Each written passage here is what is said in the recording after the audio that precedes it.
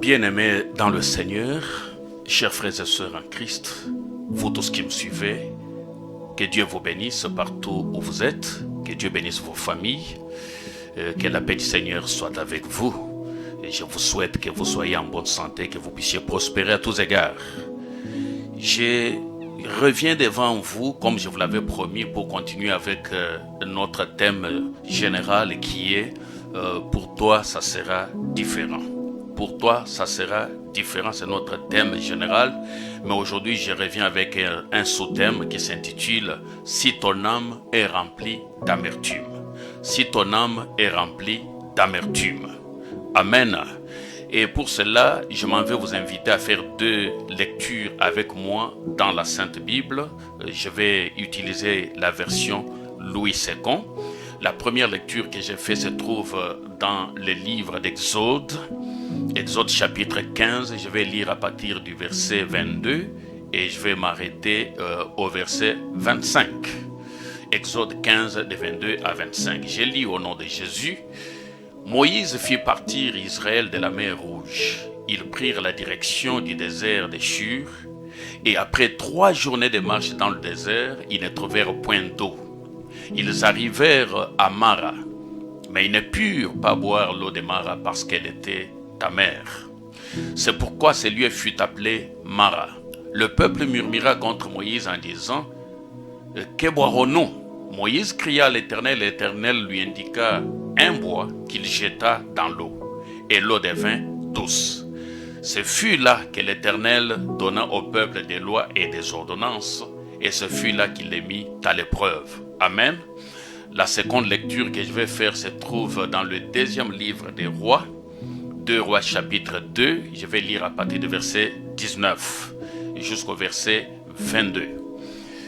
Les gens de la ville dirent à Élisée, « Voici le séjour de la ville est bon comme le voit mon Seigneur, mais les eaux sont mauvaises et le pays est stérile. » Il dit, « Apportez-moi un plat neuf et mettez-y du sel. » Ils le lui apportèrent.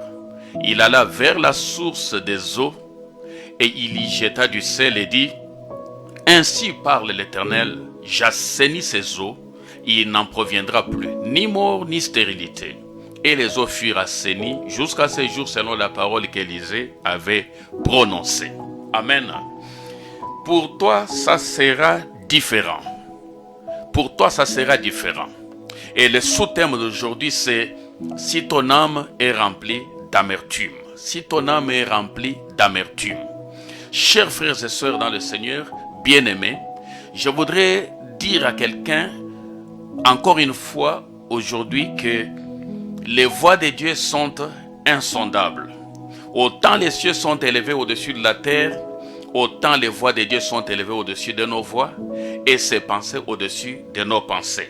Comme il nous l'a dit lors de notre première intervention dans le livre d'Ésaïe. Les voies de Dieu ou les voies que Dieu utilise ne sont pas toujours celles auxquelles l'homme s'attend. L'homme peut s'attendre à ce que son problème soit résolu par telle ou telle voie, alors que Dieu a prévu de résoudre son problème par une autre voie. Nous allons le voir encore et le confirmer tout à l'heure dans ce numéro ici, dans cet épisode. Les enfants d'Israël sont partis de la mer, mais après avoir fait 3 journées de marche dans le désert, ils ne trouvèrent point d'eau. Pourquoi? Parce que c'était tout simplement le désert. Et là, ils ont commencé à murmurer contre Moïse pour lui dire, mais qu'est-ce que nous allons boire? Ils ont commencé à se plaindre, à murmurer, puisqu'ils étaient dans le désert. Je voudrais dire à quelqu'un que peut-être ta vie en ce moment ressemble à un désert. C'est-à-dire, tu es dans une phase de ta vie où il n'y a rien. Nous verrons plus tard qu'ils vont trouver de l'eau. Mais avant de trouver de l'eau, des maras, ils ont d'abord été confrontés à une situation de désert. C'est-à-dire une situation d'absence totale. Pas de mariage, pas de travail, pas d'enfants, pas d'argent, rien du tout. C'était une sécheresse totale. Et j'aimerais dire à quelqu'un que ce n'est pas parce que tu te retrouves dans une situation comme celle-là, dans un désert, que ta vie est finie ou bien que ce n'est pas Dieu qui t'a conduit là-bas. Ils étaient conduits par Dieu à travers Moïse. Mais malgré cela, ils se sont retrouvés dans une situation où il n'y avait rien. C'était le désert absolu, le désert total. Et ce n'est pas parce que tu es là-bas que ta vie est finie. Ta vie ne finira pas comme ça. Et qu'est-ce qu'ils ont fait? Ils ont continué, ils ont avancé. C'est pas parce qu'ils n'ont pas trouvé de l'eau qu'ils se sont dit, bon voilà, et écoutez, nous on va s'arrêter ici, notre vie se termine ici. Non, non, ils ont continué, ils ont fait un effort supplémentaire malgré la soif, jusqu'à ce qu'ils arrivent là où il y avait les eaux, même si ces eaux n'étaient pas propres à la consommation. Amen. Je voudrais t'encourager à continuer d'avancer. Ne t'arrête pas dans ce désert.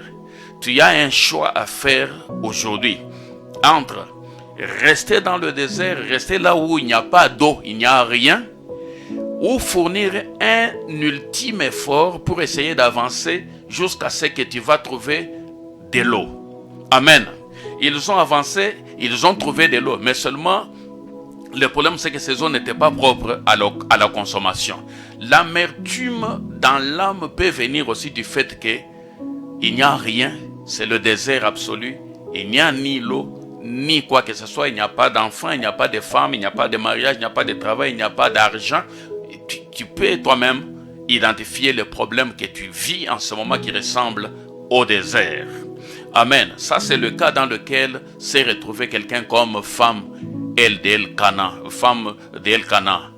Anne s'est retrouvée dans 1 Samuel chapitre 1.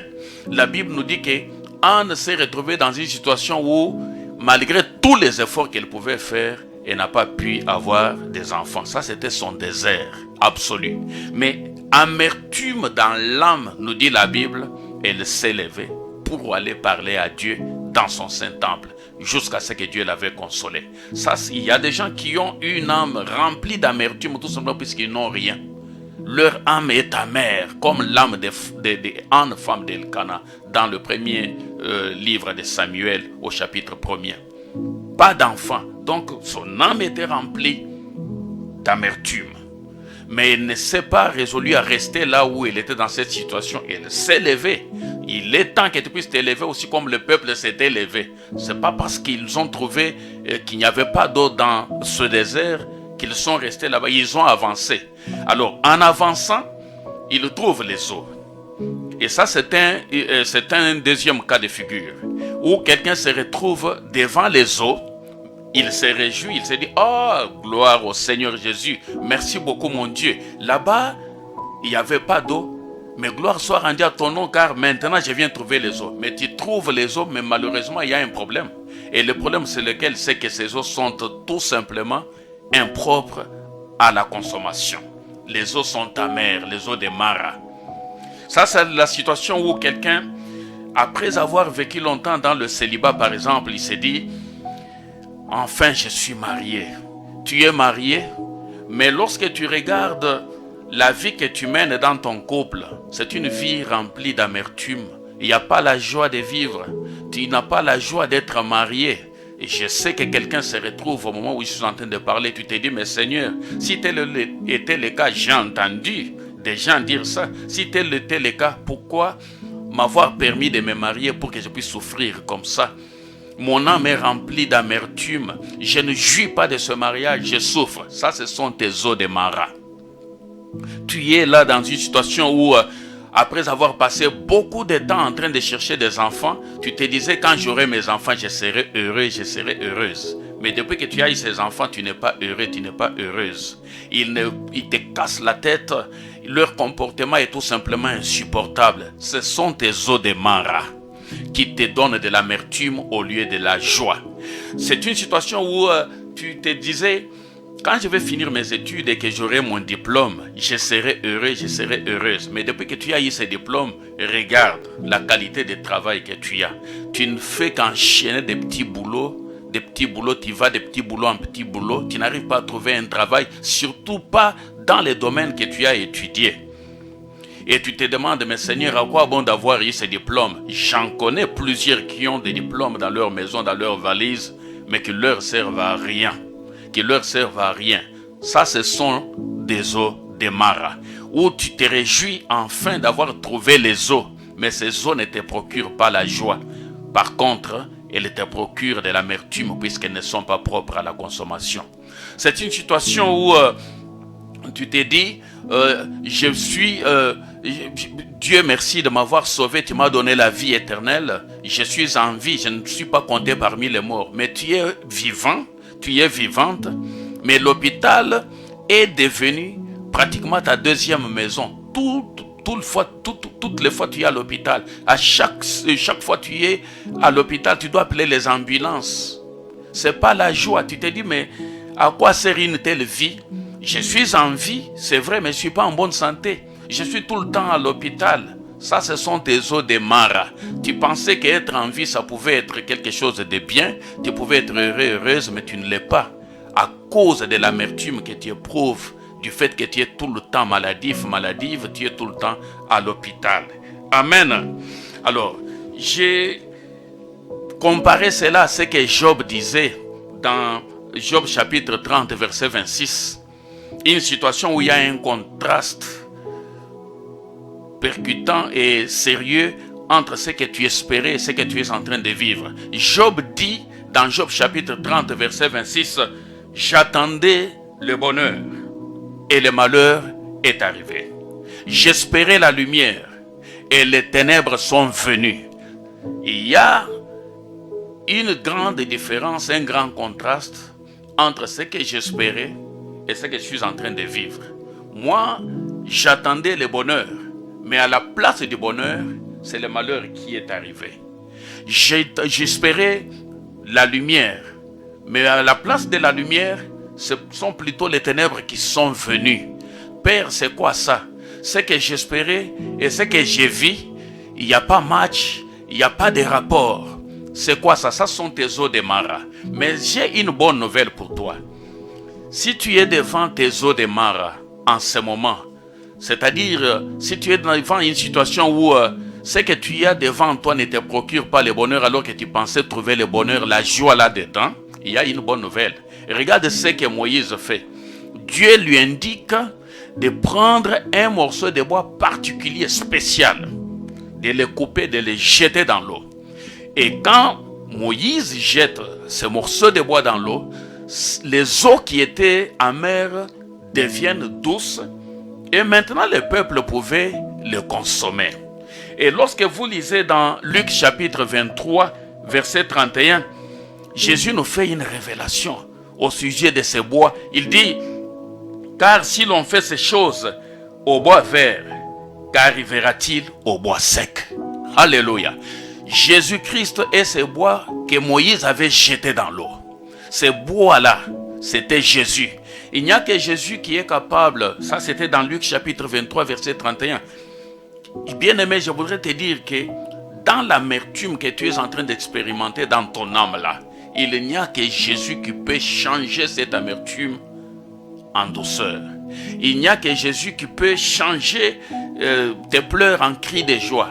Il n'y a que Jésus-Christ, une fois dans ta vie, une fois mêlé à ta situation, qui peut changer tes pleurs en cris de joie, qui peut redonner un sens à ta vie. Les eaux de Mara étaient amères et donc impropres à la consommation. C'est quand Moïse a jeté le bois que Dieu lui avait indiqué, pas n'importe quel bois. S'il avait coupé un bois au hasard et qu'il avait jeté dans ses eaux seraient toujours restées amères. Mais puisqu'il l'avait fait sur recommandation de Dieu, il a jeté le bois que Dieu lui avait indiqué, eh bien, les eaux ont été assainies. Il ne faut pas désespérer. Ce n'est pas parce que tu es devant les eaux de Mara que ce n'est pas Dieu qui t'a conduit là-bas. Ces eaux-là, Dieu savait que ces eaux-là étaient amères. Il voulait se glorifier. Les eaux de Mara sont une occasion pour le Seigneur de laisser éclater sa gloire, de se glorifier. La situation dans laquelle tu es maintenant qui produit de l'amertume dans ton âme, c'est un moyen, c'est une voie de glorification de Dieu. C'est une voie que Dieu s'est choisie pour laisser éclater sa gloire, pour se glorifier. Cette maladie qui te tourmente et qui fait que tout le temps tu es à l'hôpital, aujourd'hui elle va s'arrêter puisque Jésus-Christ, le bois vert, va entrer dans tes eaux de Mara pour les rendre douces, pour changer la situation, pour redonner un sens à ta vie. Tu te disais que si tu terminais tes études, tu allais être heureux, heureuse. Mais depuis que tu as fini, tu ne fais que des petits boulots qui n'ont rien à voir avec les diplômes que tu as eu à l'université. Tu as même un master. Mais tu n'arrives pas à trouver le travail dans le domaine que tu as étudié. Ce sont tes eaux de marre. Jésus-Christ m'envoie te dire qu'il va entrer dans ta situation. Si tu l'invoques aujourd'hui, selon qu'il est écrit, que quiconque invoquera le nom du Seigneur sera sauvé. Si tu l'invoques aujourd'hui avec moi, avec un cœur sincère, eh bien Jésus, le bois vert, va entrer dans tes eaux amères pour les transformer en eau douce. Et j'aimerais ici vous montrer, j'ai choisi ces deux passages de la Bible dans Exode 15 pour parler du cas de Moïse, ainsi que dans 2 Rois chapitre 2 pour parler du cas du prophète Élisée, pour vous montrer que Dieu ne procède pas toujours de la même manière. Dieu ne procède pas toujours de la même manière pour résoudre le même problème. Il y a trop peu de situations que j'ai identifiées dans la Bible où Dieu utilise le même procédé pour résoudre le même type de problème. C'est par exemple le cas de la multiplication des pains. Jésus procède pratiquement de la même manière.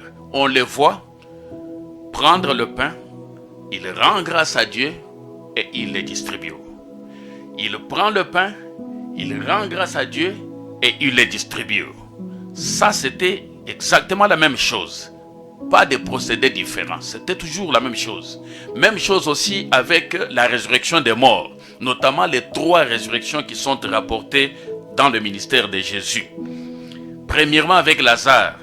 Il se retrouve devant les tombeaux de Lazare. Il ne s'adresse pas à quelqu'un d'autre. Par contre, il commande aux morts de faire quelque chose. Il lui dit, Lazare sort. Et Lazare est sorti. Dans le cas de la fille de Jairus, de même, Jésus arrive devant cette jeune fille.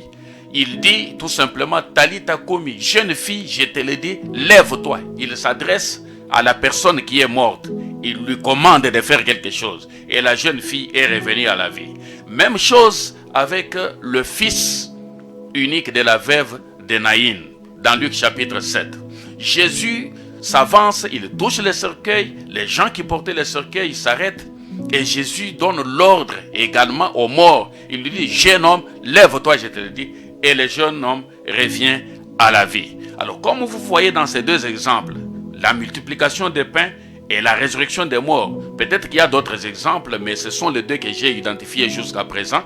Jésus procède exactement de la même manière pour pouvoir résoudre le même problème. Amen. Mais dans la plupart des cas dans la Bible, dans les miracles de Jésus, que ce soit pour la guérison des aveugles, que ce soit pour la purification des lépreux, vous verrez que Jésus procède différemment, mais pour aboutir toujours au même résultat. C'est pour cela que je voudrais dire à quelqu'un que ton cas sera résolu différemment. Ouais, Jésus va procéder d'une manière différente pour résoudre ton cas, pour apporter la solution à ton problème. J'ai choisi ces deux passages de la Bible dans Exode 15 et puis 2 Rois chapitre 2 pour vous montrer comment Dieu procède pour résoudre pratiquement le même problème. Dans les deux cas, les eaux n'étaient pas propres à la consommation. Et dans le cas de Moïse, c'est les bois qu'il utilise. Mais dans le cas du prophète Élisée, il inspire d'utiliser du sel. C'est le sel qui est jeté à la source et les eaux ont été rendues propres à la consommation. Dieu n'utilise pas toujours les mêmes procédés pour résoudre les mêmes types de problèmes. Tu as un problème, peut-être que ton voisin, ta voisine, ton frère, ta soeur a trouvé la solution à travers ses relations. Mais ton problème ne va pas trouver la solution à travers tes relations. Peut-être que toi, tu n'as pas les mêmes relations que ton frère ou ta soeur. Dieu va résoudre ça différemment. Fais-moi confiance, crois en la parole de Dieu, ne limite pas Dieu, sois ouvert, sois ouverte, sois vraiment flexible, ne limite pas Dieu, fais confiance à la parole de Dieu, au Saint-Esprit, il va résoudre ton problème différemment et il va faire éclater ta gloire. Ce qu'il te faut, c'est tout simplement d'accepter que Jésus puisse entrer dans ces eaux qui sont amères. Que Jésus, qui est le sel de la terre, nous sommes le sel de la terre, Jésus est le premier d'entre nous. Amen. Accepte de mêler Jésus à ton cas, à ta situation. Si ton âme est remplie d'amertume en ce moment, fais confiance à Jésus. Invite Jésus si tu ne l'as pas encore reçu comme ton Seigneur et ton Sauveur. Invite-le maintenant dans ta vie, qu'il vienne entrer dans ta vie et ta vie qui n'a pas de sens va avoir un sens. Tes pleurs vont être changés en cris de joie, en chants d'allégresse, en chants de triomphe. Tu vas glorifier Dieu et tout le monde va voir la gloire de Dieu qui éclate et qui se manifeste dans ta vie. Voilà ce que je voulais partager avec vous dans cette deuxième partie de notre thème intitulé « Pour toi, ça sera différent ». Et nous étions en train de parler aujourd'hui sur le sous-thème intitulé « Si ton âme est remplie d'amertume ». Je ne sais pas qu'est-ce qui remplit ton âme d'amertume. Est-ce le divorce que tu as connu? Est-ce le chômage? Est-ce la vie de ces enfants qui est pratiquement inacceptable, leur comportement qui n'est pas acceptable? Est-ce une situation financière compliquée, désertique? Est-ce que c'est la maladie qui te tourmente, tu es tout le temps à l'hôpital?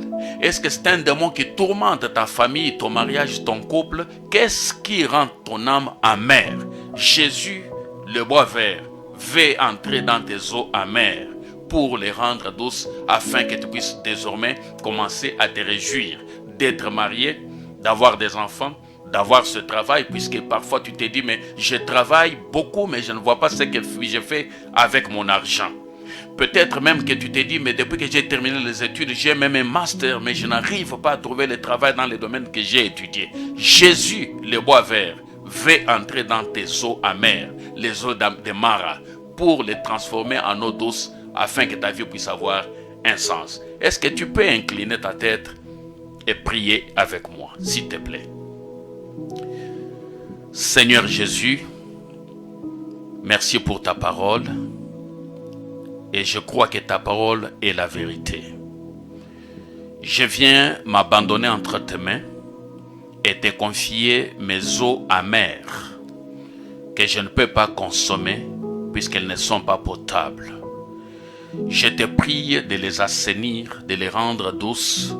Redonne la joie à mon âme, redonne un sens à ma vie. Fais cela à ta manière. Je ne te limite plus. Je te fais confiance. Car tes voies sont insondables et tes pensées ne sont pas mes pensées. Je m'abandonne entre tes mains. J'abandonne mon mariage entre tes mains. J'abandonne la vie de cet enfant difficile entre tes mains. Je recommande ma santé, la santé de ma famille entre tes mains. Je recommande ma situation financière, la situation financière de mon couple et de ma famille entre tes mains. Merci, car tu as choisi d'entrer dans la situation et de changer le cours de mon histoire. Merci de redonner un sens à ma vie. Merci Seigneur Jésus. Que ton nom soit loué, que ton nom soit béni. Merci Saint-Esprit. Merci Jésus. Amen. Père, je te prie que tu bénisses ta fille et ton fils qui a suivi ce message. Que tu changes sa tristesse en joie, ses pleurs en cris d'allégresse. Que tu transformes, Seigneur, ses eaux amères en eau douce. Que tu puisses bénir sa vie, sa santé, sa famille. Que tu puisses changer, Seigneur éternel, sa situation en essuyant les larmes de ses yeux, afin que tout le monde voie que tu es le Dieu Tout-Puissant. Jésus, Jésus, Jésus, le bois vert, je te demande d'entrer dans ces eaux amères de la vie de mon frère et de ma soeur pour les changer en eau douce maintenant, afin que ton nom soit glorifié. Merci Saint-Esprit, merci Jésus. Je chasse toute amertume. Je détruis tout ce qui rend la vie de mon frère et de ma soeur amère. Au nom puissant du Seigneur Jésus, je détruis les œuvres du diable. Au nom puissant du Seigneur Jésus, que le bonheur et la grâce de Dieu t'accompagnent désormais et que ta vie, ta situation ne soit plus jamais la même. Au nom de Jésus, Amen, Amen. Que Dieu vous bénisse, que Dieu soit loué. C'était le pasteur Abraham. Je vous retrouverai encore dans un autre numéro. D'ici là, que Dieu vous bénisse. On se retrouvera prochainement. Le numéro de ce jour a été un peu plus long puisqu'on avait tellement beaucoup de choses à dire. Je n'ai même pas tout fini. On va continuer prochainement. Que la paix du Seigneur soit avec vous au nom de Jésus. Amen.